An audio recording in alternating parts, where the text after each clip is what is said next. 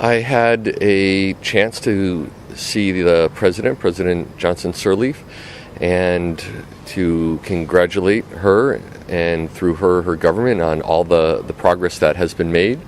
But as both she and I recognized, much of the progress is due to the communities themselves.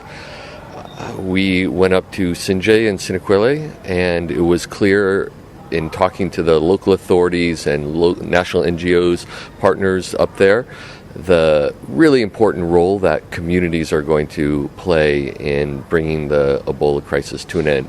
We knew that all along, but it was really clear seeing that up there, and UNMEER has an important role to play in supporting the broader response of the government, but very much working with the local communities. And I was extremely pleased by the progress I saw on the ground.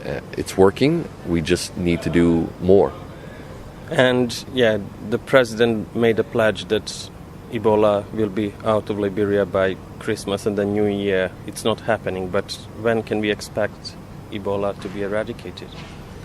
Ebola is a very nasty disease, and it's going to present us with some very unpleasant surprises, I fear, going forward.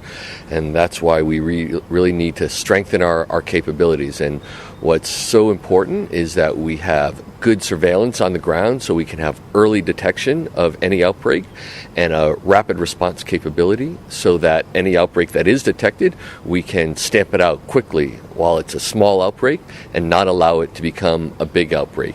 And I think that's the effort that the government is undertaking and UNMEER is supporting, and all its partners, UNMIL and the NGOs and the United States. We're all working toward that end. We need a district-by-district strategy. We really need to be present out in the districts. We're having a hard time getting all the people we need to get out there, but it's coming together, and I'm optimistic that we will collectively, the international community, the partners supporting the government, will defeat Ebola soon. Your final message to the Liberian people? I'd like to tell the Liberian people how sorry I am that they've had to endure the crisis of Ebola. I've seen what it's done to communities and to families. We met with some survivors yesterday. A woman who had lost 8 people in her family, and she had a 10-year-old daughter who had survived.